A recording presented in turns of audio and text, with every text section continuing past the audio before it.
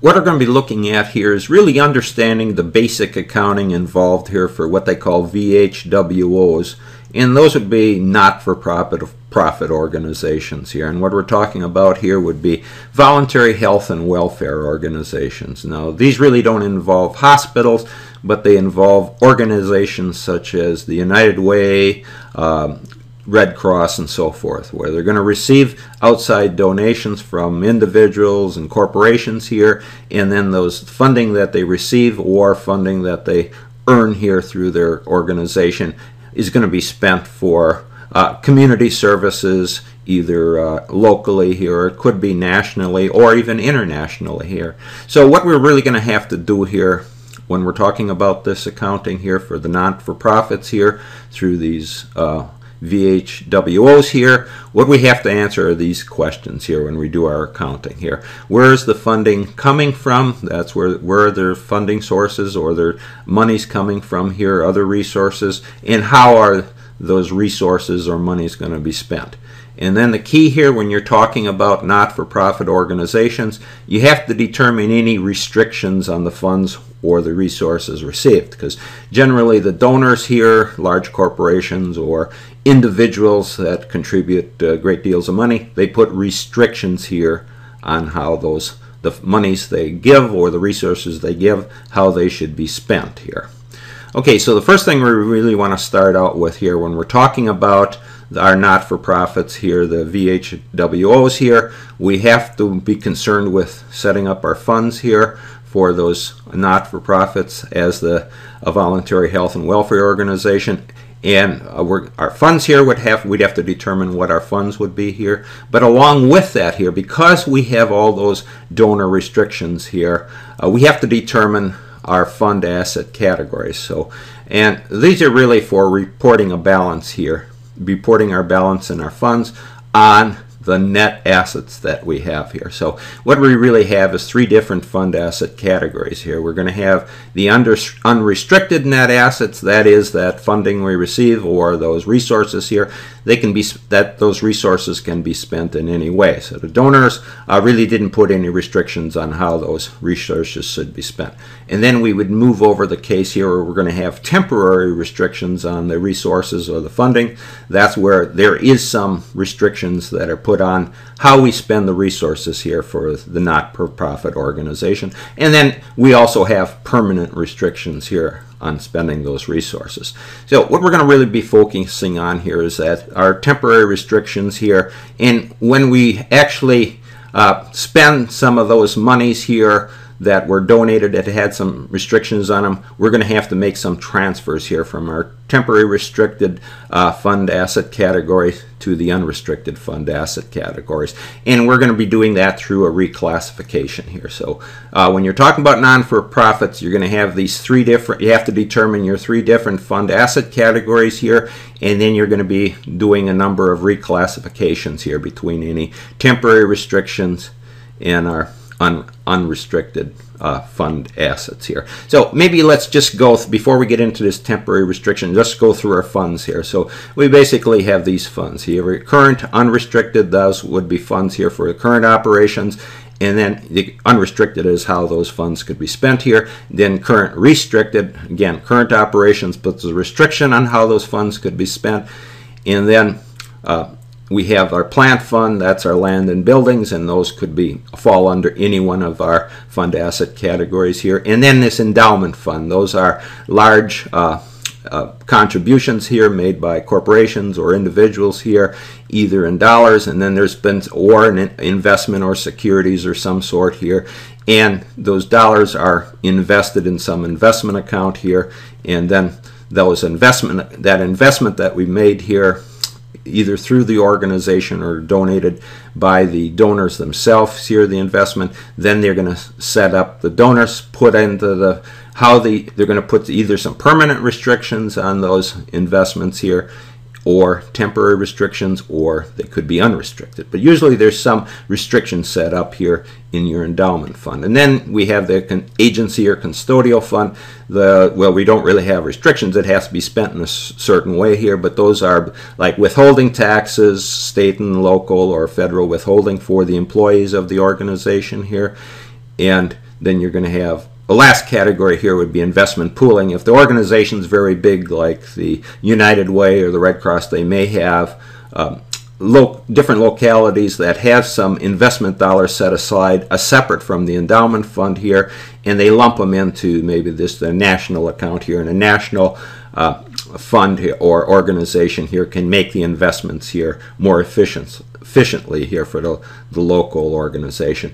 And the key thing is here, when you're doing your not-for-profit accounting here for those voluntary and wealth and health welfare organization, use normal accrual accounting here for your revenues and your expenses.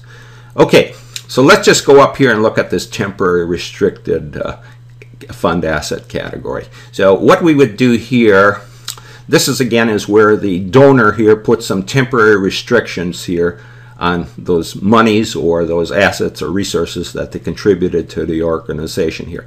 And those temporary restrictions expire here. Let's look at the case here when they do expire, how they would expire here. Either they could expire through the stipulated time has elapsed here based on the restrictions by the donor, or most common here is a stipulated purpose has been fulfilled. That is, the donor contributed dollars, and then those dollars could be spent here on the designated purpose here. So once that designated purpose is fulfilled here, then that temporary restriction can be removed and moved into the unrestricted net assets, or the useful life of the asset, the contributed asset here, long-term asset, or that would contributed here, and there were some restrictions either on the contributed asset or the funds that were purchased here, or were funds contributed to purchase the asset.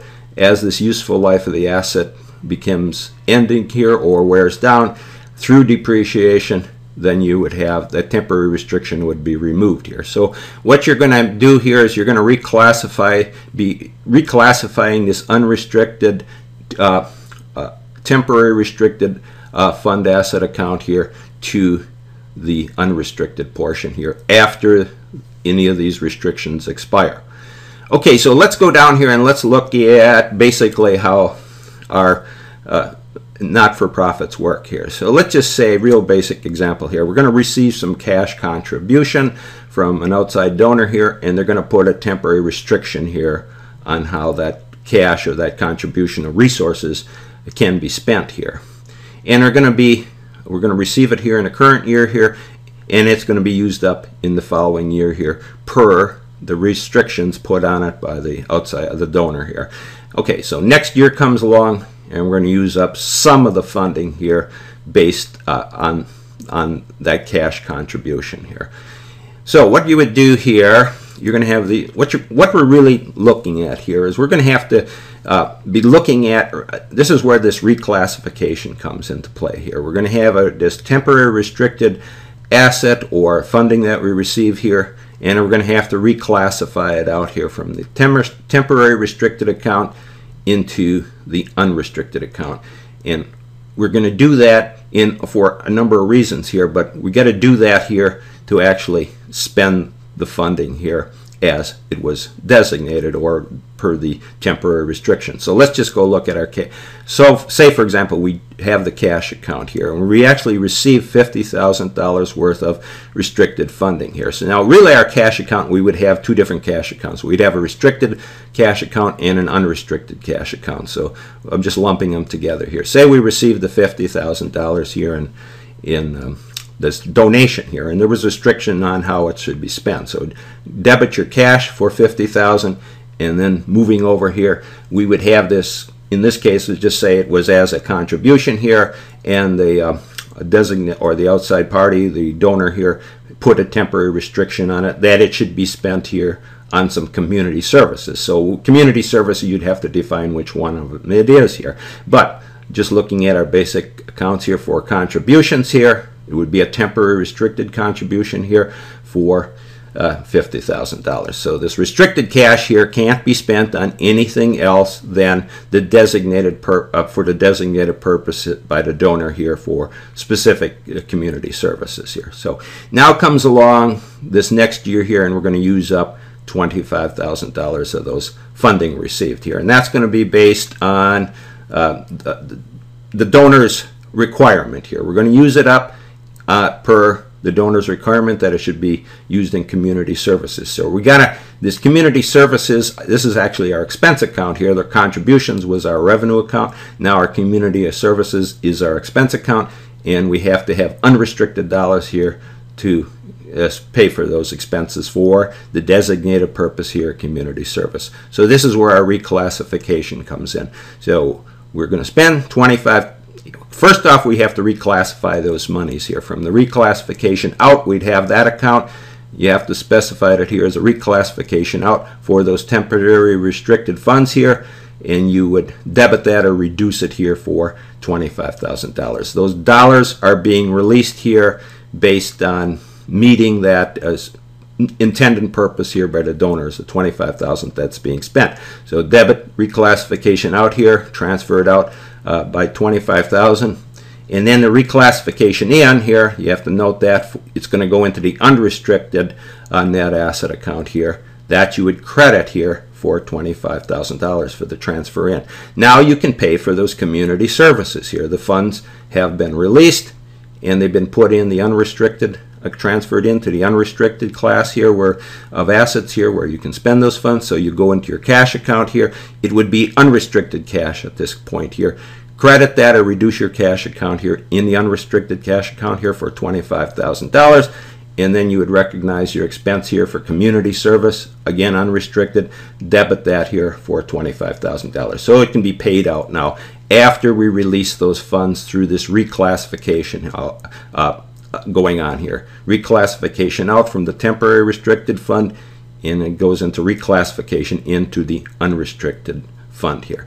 So you see here your reclassification out, reclassification in. Your debit here, $25,000, cancels with your reclassification in here, credit of $25,000. So you have a zero out here between your reclassification. But the reclassification here, it's really done for an intended purpose here, where it's going to match your operating expenses on your financial statement here. So really, when you get deep into your financial statements, this is why you're doing that reclassification here. So matching your operating expenses here on your financial statement. So increase in one net asset here is a decrease in the other net assets. They're always zeroing out. Okay, so next let's go up here. We see what the basic accounting here when it comes to setting up your restrictions, or receiving some monies here and paying out some expenses based on that temporary restriction being fulfilled per the donor's requirements for the reclassification out and a reclassification in. Now let's go up here and let's really look at these questions here. Where is the funding dollars coming from and how is it spent? So we're going to have, this is the key here. When you're talking about your funding, you have to make a distinction between your revenue and your support here. There's really, we think of it normally here as revenue coming in, but you would classify your accounts here. The revenue would be like for membership dues, program services here, sales, publication, supplies, and maybe some investment revenue. That would be your revenue. You'd have to recognize that as revenue here.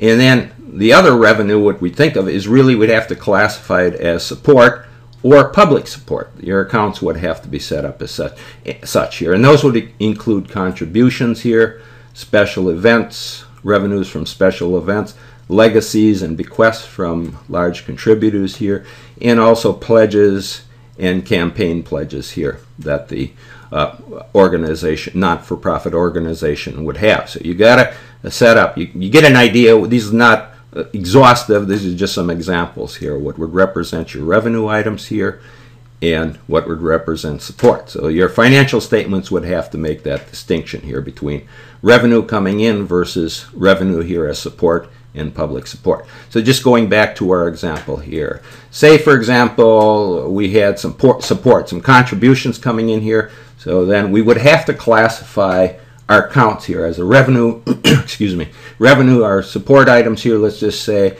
contributions, and then we have to determine if there's any restrictions. That's the key thing here. Always going back to see if you got any restrictions. And just say for our contributions here, and you designate exactly what contribution, what account, what type of contribution would be here. You're going to have some temporary restriction. You'd have to classify it as a temporary restriction here. Just say, for example, we did have a temporary restriction. It could be unrestricted, but in this case, we're going to use it as temporary restriction just to look at how we do our reclassification out and reclassification in, just as we did before. So anyway, identify here whether it's a revenue or a support item. In this case, it's a support item. We're looking at contributions, so list your account here.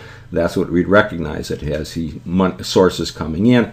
And just say we had a restricted amount here of $50,000 credit, contributions for $50,000, and then moving over to the cash account here, we'd have two accounts again for cash, just as we did mention earlier here. We'd debit that here for $50,000. Now we come along here and we actually met these restrictions. We're going to pay out from community services here. Okay, let's go back, and now we come out and we're going to actually be paying some of those contributions out that we received here as community services here. But let's go down and now we have to make the distinction between our expenses here. Our community services, that was our expenses here. We have to look at the difference between really program services and supporting services. So let's look at it here. Distinction between expenses, just as we did in our revenues and support up above. For our expenses, we have to make the distinction whether they are program expenses or supporting services here. And those is what would be recorded here in the financial statement. So what these program services, really that's the function of the organization. That's really its primary mission. So just an idea of program services, what that include would be like research, education, community services, and so forth. And then supporting services, well, that's really what it costs here to run the organization. That would be the cost of the management, any general expenses, costs here for fundraising, and then it would be rent and other expenses. Okay, so you make that distinction here between your expenses, whether they're program services, and you have to record them as such, or supporting services reported as such here. Okay, so going back to our little example here. Contributions we had received here $50,000, and now next year rolls around, as we mentioned earlier here, and we actually paid out, or we could pay out here $25,000 for community services. We met the restriction. The donor says those whatever you received here in the contributions, as in this case it was support here, you have to spend here on this designated expense here. And remember, we had either program expenses or supporting expenses. In this case, we came under program services here, some community service just going down here. So that would have to be listed here under program services.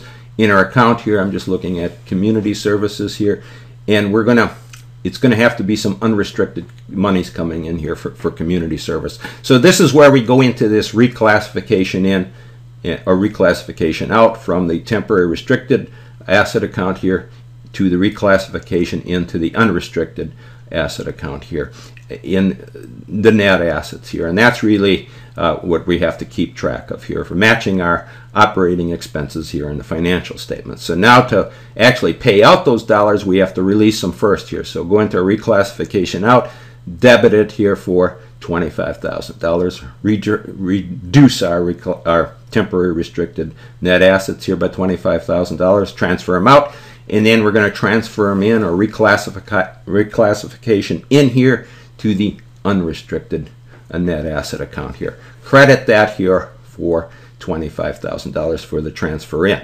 So now after we made this reclassification, transfer out and transfer in, now we can actually pay our cash for those community services that were provided here.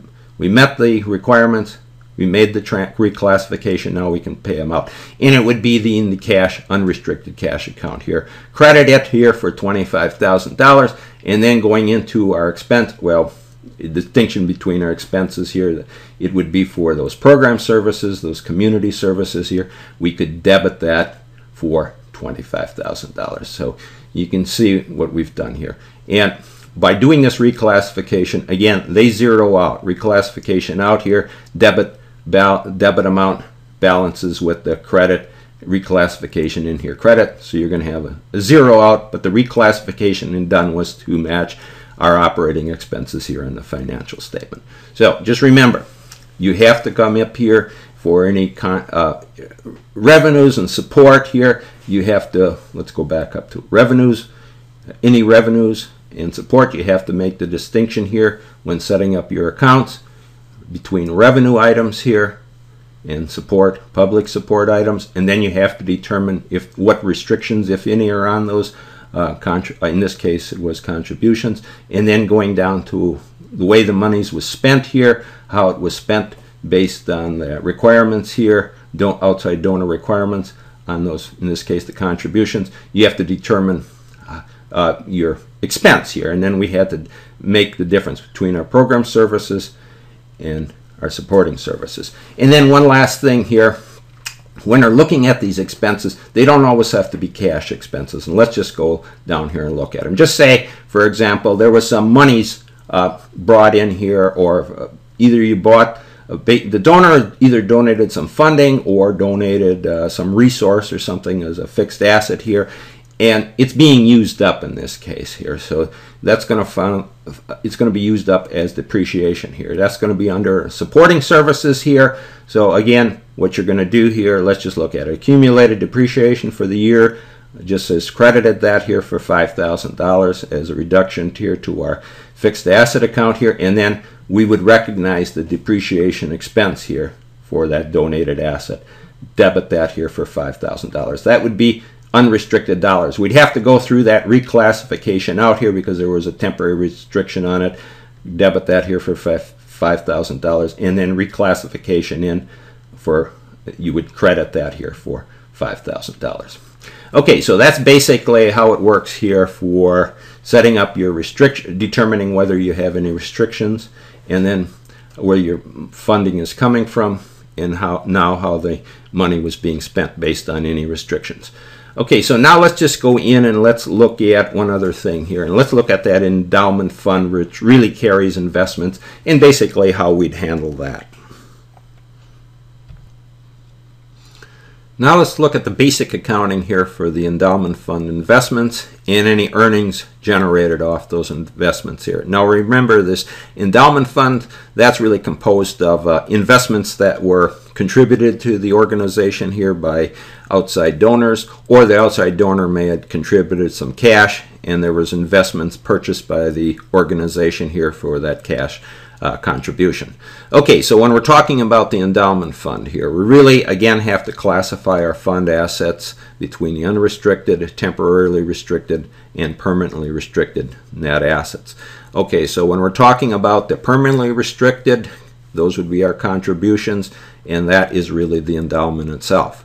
Now the endowment earnings, they're either unrestricted revenue here and specified as revenue, or they could be temporarily restricted revenue here. So that would be really based on the donor specification here for the use of those earnings. So just remember, the funds themselves, the endowment fund itself, would be permanently restricted here, and any earnings off those endowment funds could either be unrestricted or temporarily restricted.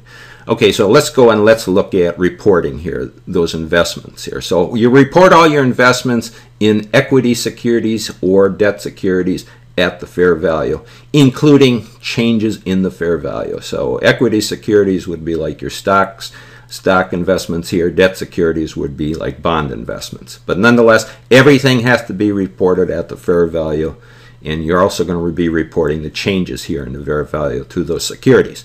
So first off, our rules here. First, you're going to be reporting here at the original cost. Any amortized cost or lower than cost or market here is not allowed here for the endowment fund.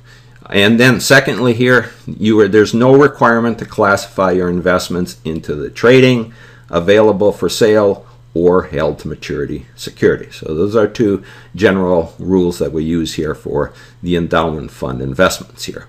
Now let's look at this endowment fund reporting your investments or your assets here at the fair value. So say for example here we have an investment, it's carried at $412,000. Now we have to make our end of the period adjustment here to the fair value. The fair value is now setting at $400,000. So what we do is, in our endowment fund here, under the specific investment here, what we would do, we had it, debit amount here, carrying value of $412,000, for example. Now it went down to $400,000. So we make an adjustment, to fair value adjustment directly to the investment account itself here. Credit it or reduce it here by $12,000. So now our investment is down to the net carrying value is the fair value here at the end of the period, $400,000. Carried it. We had original, not original, but the fair value here at the beginning of the period, its carrying value was $412,000. Now we have to make adjustment to the new fair value here, reduce it by $12,000. So then that's done directly within the investment account itself. Now we account for any increases and decreases, and I have them set up here as net depreciation. That would be a reduction here in the fair value, and net appreciation, that would be any gain here in the fair value of that investment. In this case, we had a reduction here of $12,000 in our investment account, credited for $12,000. Now we would record it as a net depreciation for the fair value investment, a fair value of this investment, and we'd have to debit it or reduce, increase our depreciation, net depreciation, by $12,000 for that fair value adjustment. So here we we set it up here in this account, net depreciation, for the fact that we had a reduction here in the investment. Now, if the opposite was true here and we had an increase in the investment, say it was sitting at $412,000, then it went up to, say, $424,000, then we would have debited or adjusted our investment account itself here by $12,000. Then we would go in outside the investment account here. We'd look at our credit here would go to net appreciation or an increase in the fair value of the investment here. Credit it for $12,000. So what we're doing is we're just making our adjustments directly to the investment account itself, and then we're keeping track of those adjustments outside of the investment account here, either as a net depreciation for a reduction here in the investment here's fair value, or net appreciation for any increase here in the fair value. And really those are unrealized gains and losses. Okay, so just remember here, you're going to have to report your investments or those assets here, your net assets here, at their fair value, and you have to make your adjustments to your investment accounts themselves and record any increases or decreases on those investments. Okay, now let's go up here and let's just briefly go over gains and losses, say on the sale of some endowment investments. So first thing here, any realized or unrealized gains on the investments are reported as increases or decreases in the unrestricted net assets, unless there's a temporarily or permanently restriction here by the donor, or the donor specified that. Then, and then just remember that here. Then you would have, the gains would be based here on the fair value of the investment, not the cost. And same is going to be for any losses here on the sale of any investment. You base it on the fair value, not the cost of the investment. So let's just say, for example, here you have some endowment investments. They're going to be sold here for $80,000. They're going to be sold here with $80,000. That's their original cost here, but their fair value here at the sale date is $100,000. So the key is always use the fair value to determine any gains or losses that would be realized. Remember, in this case, the original cost was $80,000, but now when we come to determine any gains or losses, you have to use the fair value of that investment at the sale date. So just basically here, going into looking at the case here. So in our investment account, we sold them, so we'd credit our investment account here for $100,000, fair value.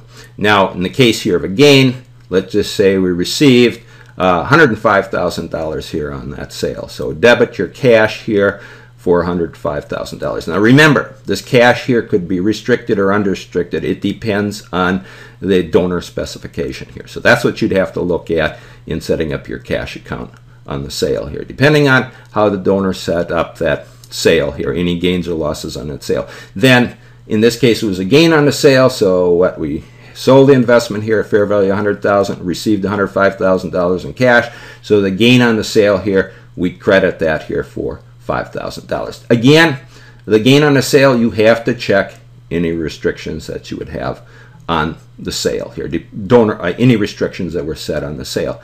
Again, and now we'll look at the losses here next, but what we want to do here, you use the fair value for any gains and losses, and you would be checking any donor restrictions here on looking at cash is received and any gains or losses on those sales, and you would report any increases or decreases to the net assets as either unrestricted versus restricted, depending on the donor specifications here for any of the gains on the sale of those investments that they may have set up restrictions on. Okay, so now looking just at a loss here, so again, use your fair value. Investment, we sold it here at $100,000, and we only received cash here of $95,000. So we have a loss here of $5,000. So loss on the sale, debited here for $5,000. Okay, so again, any losses here, check for any restrictions on how you would handle that loss here. So let's just go down and look at that. Now losses, again, reduce the temporarily restricted net assets to the extent that the donor imposed some restrictions on the net appreciation. Oh, to the extent here, only if the donor imposed some restrictions on the net appreciation, then they have to be met here before any loss occurs. In any remaining loss after that restriction has been met here, then that would reduce the unrestricted net assets. So this is a little complicated rule here, but you'd have to go back and look at, see what your restricted amounts here would, any donor imposed restrictions that you'd have to have some specific increases or increases in your investment accounts before you can really look at any losses here. But you'd have to look at that in detail. But just going back to our set of accounts here again, just remember you use the fair value of your investment here to determine any gains and losses, and then you have to check to see if you have any donor restrictions on those gains and losses, and then you would report any increases or decreases in your net assets either as unrestricted or restricted here, again depending on your donor restrictions. So that'll summarize it here for this endowment fund, where we had to look at measuring or reporting its fair value here, and then any gains or losses on the sale of any endowment investments.